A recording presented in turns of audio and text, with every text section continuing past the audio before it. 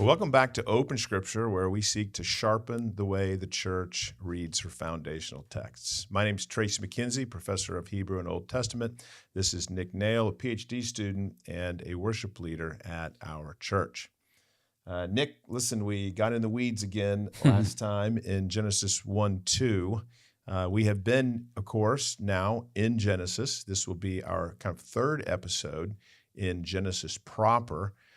We might remember in 1:1, Genesis 1:1, we stated indeed that God created the heavens and the earth, and boom, it was done. 1:2, we went into, hey, the proof of that is the fact that 1:2 says, and the earth was, right? So it's already predicating existence of the earth or the land and the waters and so on and so forth. We might also remember that all of this subunit, which will go from 1:1 to 2:3, all of it is really oriented to the sixth day. So it's really the sixth day where we will get a lot of application points, if you will, and this will become, I suppose one could say, more, devotionally important, right? Because we're really just trying to get to that sixth day. Another thing we talked about was, some maybe possibly controversial stuff. A lot of people focus on age of the earth and different things, creationism versus, science, all this stuff. And we're just thinking, what does the text have to say? Right. And doesn't necessarily answer some of those questions because it's not addressing some of those questions. Right. And so we said, let's just see what does the text have to say and focus on that and not get lost in some of these extra biblical things. Right. Very good. Very good. And so now here in verse 3, we begin really day one proper. So here's going to be a few of our points from this particular episode.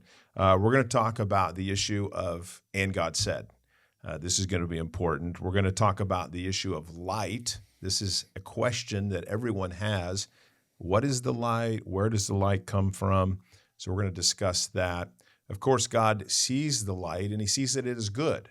Again, a trajectory which happens in virtually all of the days. And then, of course, we're going to talk about evening and morning, day one. So there's a few of our points from this episode. Again, that begins really, I suppose the summary of the episode would be, day one begins here of this so-called, we could call it a preparation week to, again, make His creation, which He accomplished in Genesis 1:1, inhabitable for His image bearers on day 6. And then again, we'll see even where day 6 heads. So verse 1, God creates. Yep. Verse 2, the land is not habitable. And so now verse 3 is where God starts to begin the process of making it inhabitable. That's right. For eventually day 6 and man. Yep. Okay. Yep. Very good. Well, let's read. Let's get in. Verses 3 through 5. Yeah, just read verse 3 to begin with here, and we'll make a few comments, and we'll move on to 4 and 5. And God said, "Let there be light," and there was light. All right. Very good. Very good. So right away we can talk about a few things here, and one of those things is this idea of "and God said." First of all, this is going to begin every day. Every day is going to begin this way. And then, in particular, there are going to be a few extra instances of this. And as soon as I say every day, seventh day, of course, is accepted from that because, again, it's totally different, right? Purposefully so. But all of the 6 days are begin with this. So interestingly enough, there are 7 occurrences of this idea of "and God said" here in this first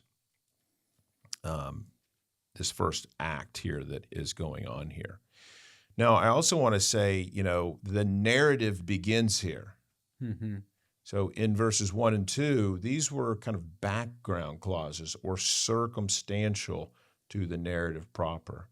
And that, again, is really going to help us understand those verses, and it's going to help us see that, okay, now from now on, the narrative moves forward, and it moves forward with God's acts of preparing the land for inhabitation. And is there a marker or something that distinguishes why the narrative Yes. starts here? Yes, there is a marker. One of those markers is this particular form of the verb. We haven't seen this form of the verb. Grammatically, it's called a vayiktal or imperfect with vav consecutive. It's got different terms, of course, that we don't need to know, but it begins the narration. Okay. And again, like I said, if you just look at day, the second day, begins in verse 6, and God said. The third day begins in verse 9, and God said. The fourth day begins in verse 14, and God said. Yeah. And we could just keep going, and we see all those and God says. In the later authors, I think of even in Exodus, or I think of the Psalms. I mean, they often talk about creation. And they say often, God spoke, and existence came into being. Right? These things came into being. So this is a very famous way of looking at it, that God actually began this whole process with merely His words. Wow. Yeah. And He's working here all the way along with His words. The other thing that we could say here about this is that, He says, "Let light be." Now, again, this verb here it's not the verb bara. So it didn't create light. He didn't. He already created the light. I mean, again, this goes back to, what all was created in Genesis 1:1. Yeah. I would say light was already created. Now, again, as sure as I say that, hopefully many of you are asking, wait, what about the sun and the moon, on day 4? Well, we'll come to that. But we have to ask the question, okay, who is the light? We'll get into that in just a second. But before we do that, again, let me just say here that this is the to be verb. For example, when God gives His personal name, Jehovah or Yahweh to Israel, He says, "I am who I am." That's this verb. It means He exists. He is. So this is not a verb to create or to make or anything like we often think of it. Now, again, if one wants to think of Him creating, still using this verb, it's okay. But we should just note, again, it's not the bara verb that we've talked about. So in essence, it stops short of being creation without pre-existing materials. Again, the whole focus, again, is going to be how bara is used on the 6th day, and this is not it. Okay. So we could say again, okay, that's fine. And what's the other word? We have bara and we have asa. We have bara. Okay. We have asa. And that's not what's happening here either. That's not what is happening here either. This is the haya. This is the to be verb. Another example of this is from Exodus 10:23. You want to flip over to Exodus 10:23, and we'll take a quick look at this. 10:23 says, "One person could not see another, and for 3 days they did not move from where they were. Yet all the Israelites had light where they lived." All right. So again, this is in one of the plague narratives where God plagues Egypt with darkness. And it says, again, the Egyptians couldn't see, right? Pitch black, no light. And then it says, "But there was light in the dwelling of the sons of Israel." And this is using the exact same two verbs that we have here. Let light be. There was light. So again, of course, we don't think that the sun didn't exist in Exodus 10, just saying there was no light. So here, I would assert, doesn't mean that the sun didn't exist, right? It just means that the light wasn't here. And now God is bringing the light to this location or to this place because He wants to dispel the darkness. Now, again, as soon as we talk about this, we have to ask the question, okay, well, what about the sun on day 4? And I would just say, again, this is a question that, a lot of commentators have asked over the centuries. And again, some of this thinking comes from even medieval rabbinic commentaries. But it would be hard for the sun not to have existed if we have evening and morning, right? So that's going to be one thing. Second of all, it will be hard for plants, grass, and trees to exist and to grow without the sun. And of course, that happens before day 4 as well. So, in essence, you have to have a light source. The easiest explanation is the sun, because we, again, are saying that everything existed. And in day 4, he actually doesn't say create the sun. We're going to have another explanation. That's where this word asa, this word make, will come in. We'll cover that when we get there. But here it is. We have this light source from here on day 1. So is there a possible theological explanation here? Is there some metaphorical explanation? I mean, Jesus is referred to as the light and, in the New Testament. And is there something else happening with the light from God or something like that? Or is this, are we just talking about just like a light source? Yeah, I mean, it is theoretically possible, theologically possible that he could be talking about God here. And again, this is Isaiah 60 verses 19 and 20, if I recall. And I think actually Revelation 22:5 actually quotes this. Should we go there? Should we read that? Revelation. Let's go to Isaiah 60, 19 and 20, because I think that's just what John in the Revelation is quoting, seems like. It's funny, Revelation is probably better known, but I think he's just quoting here Isaiah. So Isaiah 60, 19, the sun will no longer be your light by day, and the brightness of the moon will not shine on you. The Lord will be your everlasting light, and your God will be your splendor. Your sun will no longer set, and your moon will not fade, for the Lord will be your everlasting light, and the days of your sorrow will be over. All right. So the Lord as the light source. That's right. Is one way that some people have tried to explain this. Yeah, I mean, I think to me, in a sense, Isaiah is explaining this. He's using Genesis 1 terminology here, right? And he's explaining, look, in this future period, we're not going to need the sun and the moon because the Lord is going to be the light. And John picks up on this in Revelation. So, yes, I think there could be a theological idea here that Isaiah picks up on how the Lord is the light. But I don't really think that's what the author is going for here in the Pentateuch. I think he's asserting here that there is this light source. It's already created. Day 4 is going to do something slightly different. And I think also it helps here to think about the framework. We'll put up this the graphics here on this. But day 1 through 3, he is again preparing, dividing, giving these spheres within his creation.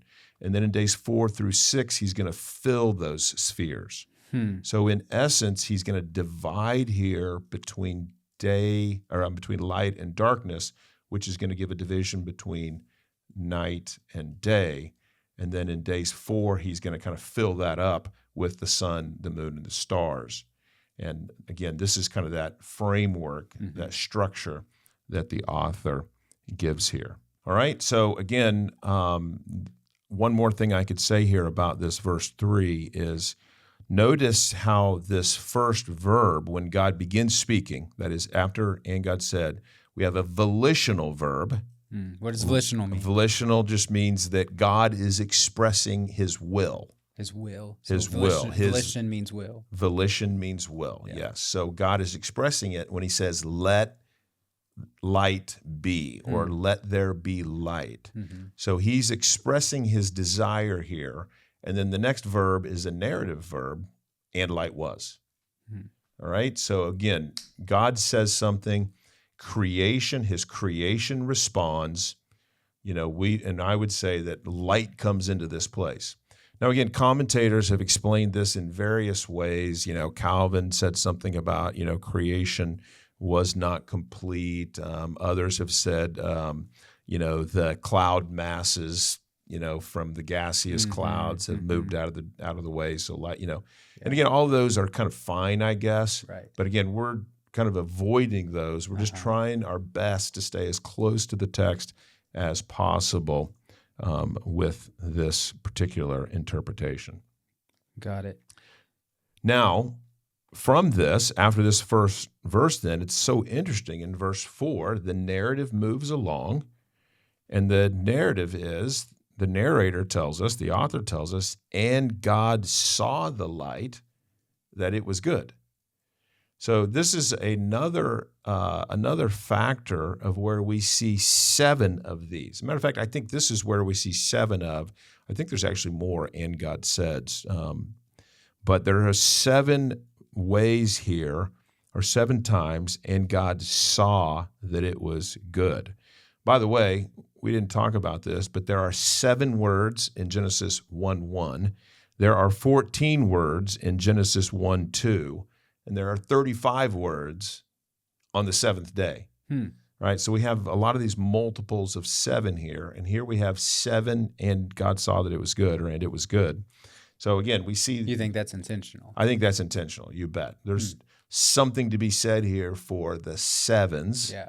And again, God is saying something about this week, Yeah. and there's something special about the week. And of course, he's going to talk about the Sabbath. And again, it's again, a point of where creation is heading. Hey, Nick here, just taking a moment out of the episode to say thank you. Thank you to our listeners and our supporters. A project like this cannot happen without our supporters and our funders and people like you. So maybe you would consider giving to our Patreon, where we have levels down to $2 and $5 a month. You could think about that as skipping just one chicken biscuit for the month, or one of the other many subscriptions that you have signed up for and you've forgotten all about. We hope that if you are benefiting from Open Scripture, that you would be part of supporting us as we are seeking to create a whole resource center, a whole database of this live commentary idea, where we are just talking about Scripture and helping the church understand her texts better. So just wanted to say thank you. Would you check out our Patreon? Would you like and subscribe? Would you share this with your friends and family? And thank you. Now back to the episode.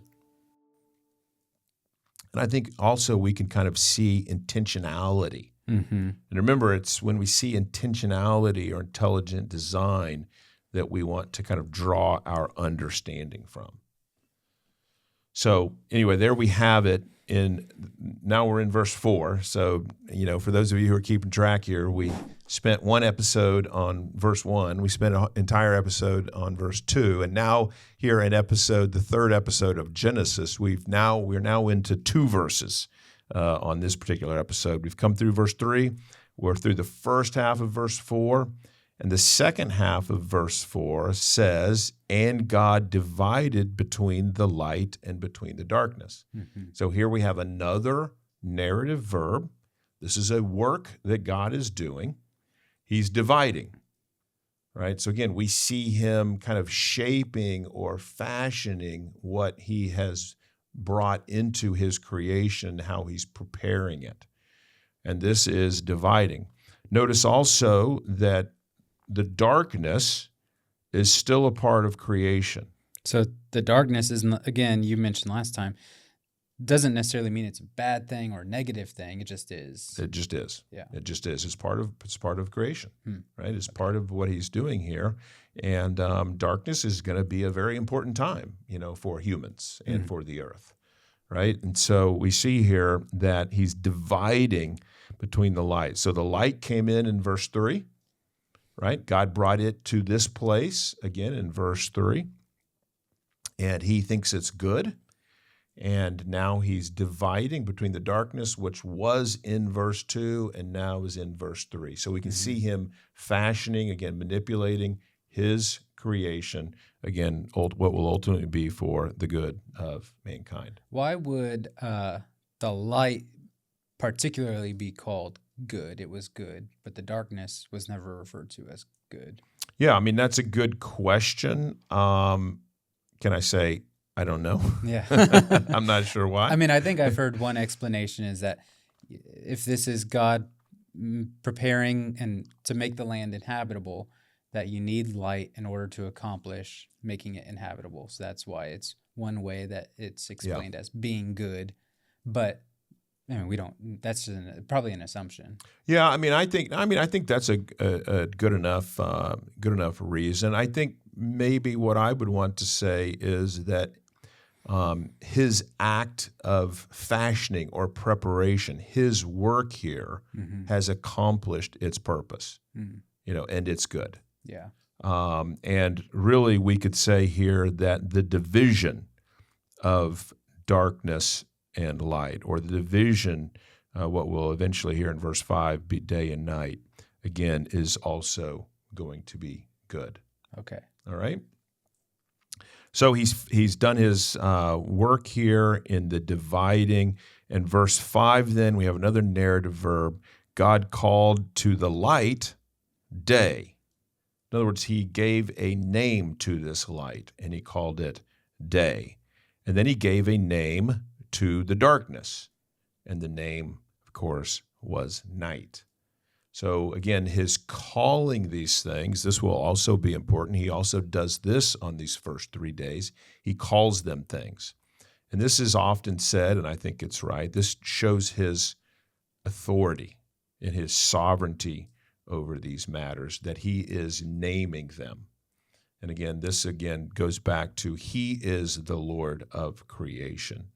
So he's going to have other reasons to exert his authority and his sovereignty in upcoming days, of course, and that will be important for us as we understand our place in the midst of this. I think that's really hard the idea to grasp, that there is light and then there is darkness, there's day, there's night, but we don't have reference of the sun yet, but we're assuming that it's already there or creation already happened, and it's just a hard concept. It is a hard concept, and like I said, this is a hard concept for any understanding of Genesis 1. Yeah. Right? So it doesn't matter who you're reading on Genesis 1, they have got to explain why and how there is light on day 1 before the sun and the moon come into play on day 4. Yeah. Now, again, I have an explanation, about day 4 and what's going on. I want to resist the urge to talk about that. We could do a little preliminary discussion on that if you wanted to. Let's wait on it. What's that? Wait on it. Okay, we'll wait on it. We got some other things to discuss here. But at any rate, we got to have an answer for how there can be evening and morning without the sun. Right. Now, again, could it possibly be that God's light goes dark in the evening? I mean, yeah, that's possible. But do we need to do that, or is that explicit here? Remember, our goal, not that we're going to be perfect at it, but our goal is to really try hard to discern any intentionality. So the fact that the author here doesn't say this is the Lord that is giving them light gives me pause. He seems to leave the question open. What is the light? Yeah. Who is the light? What is going on here? So for me, I'm okay to leave a question mark. Could it be the Lord? Yeah, it could be. Could it be the sun? Yes, because I don't think he creates those on day 4, partly because I'm assuming they were part of the totality, the merism that we read in verse 1. Yeah. And then again, day 4 stops short of saying he created them, right? And so again, we'll cover that when we get there to day 4. Now, in essence, again, we're going to see in each of the days, we're going to see several of these things. First of all, we're going to see, and God said. That happens in every day, beginning of every day. We're also going to see this volitional verb, let there be, or let something be. It's not always let there be, but it always is always volitional. There's always this let. All right, that also happens in every day. Of course, there's going to be, and God saw that it was good in almost every day. Right. One day excepted. That's the second day. We'll come to that next episode. Then there's always, of course, there was evening and morning. That happens on all the days, the 6 days, that is. And then there is always this particular day. That is the second day, the third day, the fourth day, so on and so forth. Got it. Well, speaking of the day, I think the last important question mark in these verses is the final word of verse 5. There was evening and there was morning. Mine CSB says one day. One day. What's the ESV say? The ESV for verse 5 says the first day. So we have the first day, we have one day, which is indeterminate, just one day. Right. Or the first day being the first of maybe a series of days. Right. What does your context say? Yeah. I mean, that's a great question. I think this is one of those points where we have said, hey, get a couple versions involved in your reading, and where they diverge is where you have a question. So indeed, if you remember back to, I think, our pilot episode, we were talking about the possible days that could mean beginning or first. And one of those days was a word rishon or rishonah. Yeah. And that's the word that is typically used for first in a series. In other words, that is the ordinal number. Yeah. Now, do you know ordinal numbers? Yeah. What are ordinal First, numbers? second, third. First, second, third, fourth. That's in contrast to cardinal numbers, which is the number 1, the number 2, the number 3, right? And of course, just like English has different spellings indicating these different ideas, Hebrew also has different words or spellings. So this is not the ordinal number. So this is not the first day. Indeed, this is one day. One day. Or day one.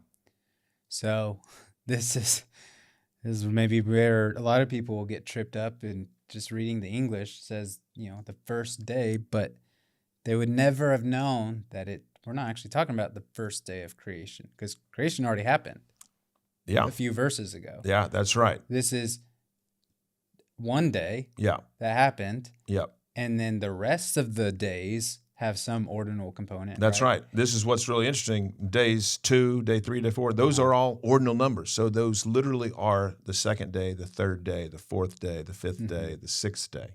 So this is just, this is day one day. Yeah. God starts doing this stuff with separating the light and things like that. Yeah. And I appreciate, the abundance of English versions here. So I think there are multiple English versions that say one day. I can't remember what they are, but we at least have one here in front of us, the CSB, that says one day. I think that the New American Standard has it, if I remember correctly. But we see here that this is indeed one day. Now, is it possible to understand this as the first day? I mean, yes, it is possible, but it would be unique as it relates to this particular construction. It would be absolutely unique with the way this is described here. This particular word can be translated as first, although it is the number 1. Yeah. But there are times where it is translated first, but those are in grammatical constructions different than this one. I think in my book, I go over this. If you remember the book, Torah Mosaic, I think in a footnote, I think I say something about those other examples. Yeah. But this would be absolutely unique. And again, I appreciate the CSB for saying that. And like you say, again, we're not making any huge statements out of this. Yeah. But it is interesting that it doesn't say the first day. Yeah. It just says one day. And like you pointed out, we've already known that creation had already existed because we have it saying it existed in day 2 or in verse 2. This would go back to, is verse 1, in the beginning God created the heavens and the earth. Is this a summary of what's about to happen, or is this an action that has taken place? Because if it was just a summary or an introduction or a title, then that would make sense that then by the time you get to this verse, and you would read this verse as the first day, and then, we're understanding that what's taking place now. Right. But what we're saying is no, verse 1, everything already happened, everything was already created, and now we're at a different point in time by the time we get to verse 5. Yep. So verse 5 isn't the first day. Verse 5, one day, does not equal in the beginning. It doesn't equal, we could say, right? We could summarize this and we could say, it doesn't equal the exact first 24 hours of God's creation, right? And, is it possible that it could? Well, I mean, no. In reality, because again, verse 3 is when day 1 begins, because that's when God said, or that's when the Bible says, and God said. And again, we already know from verse 2 that creation already existed. Yeah. And again, we asserted indeed that in Genesis 1:1, God created. So again, I think this is where we can see where the author's going here. The author's point is not to get hung up on a time frame, right? The author's point is now God is beginning to prepare his creation for the time when man and woman, his viceroys, his kings and queens, we could say, his sons and daughters, we could even say, his image bearers, those people that are supposed to reflect him, be kind of a reflection of who he is in his creation, and he's given it to us to do that. That's, again, where all of this is heading. And it begins with day 1, where we have light, where we have it called day and night. We have God saying it is good. And we have this first, what we could say, 24-hour period. Now, we're here. Let me just say this quickly, and then we can close until the next episode. There's no reason to think now that this is not a 24-hour period. Yeah, it seems like it would be. Because you've got morning and you've got evening. And the only morning and evening that we've ever known is 24 hours. Yeah. So, again, I'm okay because this is the way the Bible's describing it. These are 24-hour periods. Yeah. Now, you still have the whole, you've got the whole day-age debate Some for people Yom. interpret the verse that says, to God, one day is 1,000 years, 1,000 years is one day. So they tried to apply that to this text. That's right. To explain like an old earth theory. Right. But again, that's maybe not the accurate way to read this. I don't think that's. And it's not necessary. No, it's not. Just take it for what it's worth, what it's written. That's right.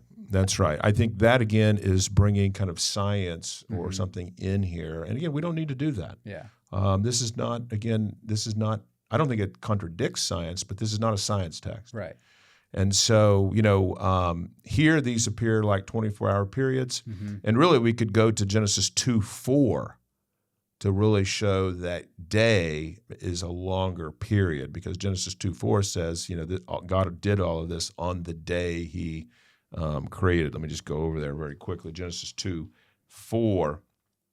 These are the generations of the heavens and the earth when they were created on the day the Lord God made the earth and the heavens. So that's interesting because the CSB says, at the time that the Lord made the earth and the heavens. That is interesting. It's on the day. It's in the day. So they're interpreting it to be A the time. day as in like an indeterminate amount of, like an age or like an epoch age, or something. Yeah.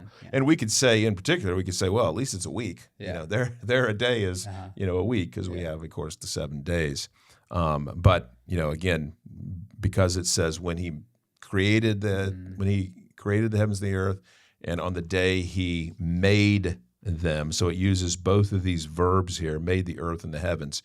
So we would really have to go back, that would cover from Genesis 1:1 to Genesis 2:3. Yeah. So again, we would say, this covers that span of time, whatever it is. But there's the word yom, which again is the word in each of these days. But for our days of creation, as they take place for the 6 days, we can accept a 24-hour period based on what we're reading. Yeah. Now, again, just want to be precise here. Yeah. So I would call them like the days of preparation, Yeah. right? Or the days of preparation for human habitation. Not days of creation. Yeah, I mean, because days of creation would imply he's creating here. Uh-huh. He already created. He already created. Yeah. He's going to create again on day 5. He's going to make the great sea monsters and the cattle and so on and so forth. And he's going to create on day 6. He's going to create man and woman. But in these other days, he's not creating. He's fashioning. He's forming. He's dividing. He's filling. Yeah. He's expressing his volition, and it is happening. And it's happening again to get us to day 6, where we find out God's special plans for his creation of man and woman. And we'll see you back next time when we find out how the Bible is for you and about you. Don't forget to hit like or share this material as you find it helpful.